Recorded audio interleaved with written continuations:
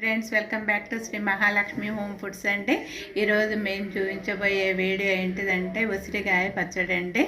ఉసిరికాయ ఆవకాయ ఇవి ఫస్ట్ నూనెలో డీప్ ఫ్రై చేసుకోవాలండి. కొంచెము ఇప్పుడు ఇవి మనకు వేగిపోయినాయండి.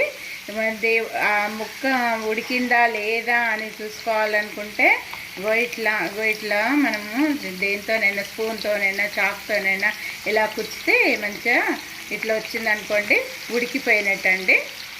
వీటిని నేను తీసేసుకుంటున్నాండి. మంచిగా ఉడికిపోయినవి తీసేసుకుంటున్నా. 2 స్పూన్ల ఆవాలు వేసుకోవాలండి. కేజీ ఉసిరికాయలకు 1 స్పూను మెంతులు వేసుకోవాలండి. ఈ రెండింటిని కలిపి వేయించుకోవాలండి. మంచిగా ఇట్లా వేగినాయి కదా, వీటిని తీసుకొని కొంచెం చల్లారినాక మిక్సీ పట్టుకోవాలండి. పోపు చేస్తున్నానండి. కొంచెం ఆవాలు వేసుకోండి,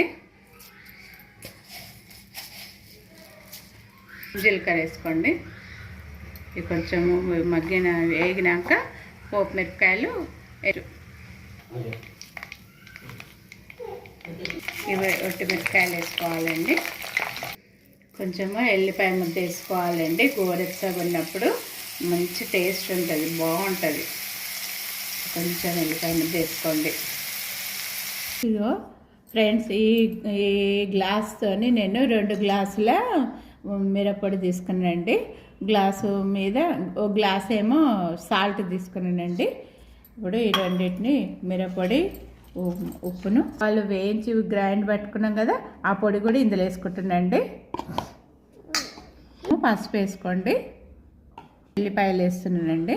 నేను ఇందులో వేసి కలుపుకోవాలండి.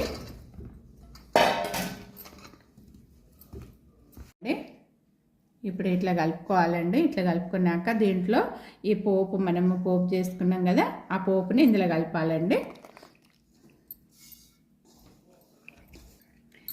ఇప్పుడు ఈ కిలో కాయలకు మనము 4 నిమ్మకాయలు రసం తీసి పెట్టుకున్నానండి.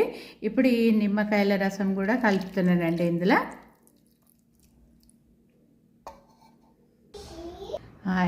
ఇప్పుడు మన పచ్చడి ఇలా రెడీ అయిపోయిందండి.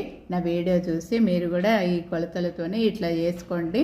నా వీడియోకి ఒక లైక్ చేయండి, షేర్ చేయండి, సబ్స్క్రైబ్ చేయండి. బాయ్.